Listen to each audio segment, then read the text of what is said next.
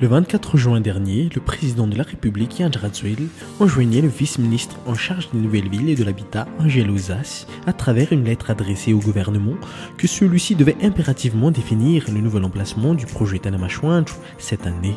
Aucun choix n'a été arrêté jusqu'ici, mais le vice-ministre assure s'activer en coulisses pour définir le meilleur lieu d'implantation de Tanamachuanchu, le projet de nouvelle ville figurant dans les Veilran présidentielles.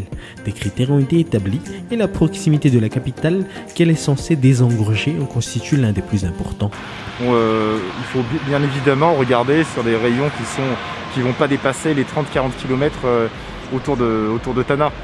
Sinon ça risque d'avoir des impacts au niveau soit de l'accès, donc des sites, et puis aussi financiers, parce qu'il faudra créer des voies d'accès différentes, etc. Donc on va logiquement autour de Tana chercher des sites qui vont pas aller plus loin de 40 km. Encore 40 km, c'est déjà beaucoup. Le ministre Angelo Zas confie que le site Tambouchmanzak est plein de potentiel compte tenu de sa proximité avec la capitale, mais les remblais à faire risquent de gonfler la facture du projet. Pour lui, l'urgence de la situation est aujourd'hui la raison pour laquelle ce site n'est plus le numéro 1 dans le projet Tanamachuanchu. Je sais pas, qu'est-ce que vous en pensez? Écoutez, je pense qu'aujourd'hui, quand on regarde,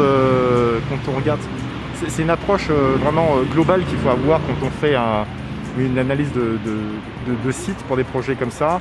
Il y a bien évidemment le volet technique à regarder. Donc on est sur des rizières, ça nécessite des remblais.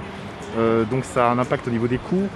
Ça peut avoir un impact aussi au niveau du planning de projet, parce qu'il faut faire quand même, il faut construire des bâtiments qui vont durer.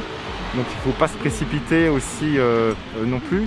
Disons qu'aujourd'hui, en Boutchi-Manzak, pour accueillir un projet qui a besoin de démarrer rapidement, peut-être que c'est un petit peu, c'est peut-être pas forcément le candidat numéro 1 pour ce projet-là.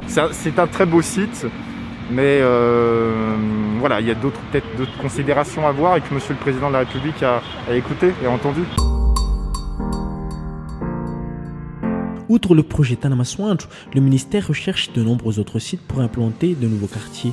Le but, toujours selon le ministre, est le même, désengorger cette capitale qui a atteint ses limites. Tanamachuanchu, le projet qu'on connaît et qui va accueillir principalement donc une zone administrative avec le déplacement de la cité ministérielle, comme celle que l'on a aujourd'hui, qui a été créée donc, dans les années 60, et c'est celle-là dont on parle le plus, mais tout autour de Tana. L'objectif, c'est d'avoir un certain nombre de quartiers qui vont permettre d'absorber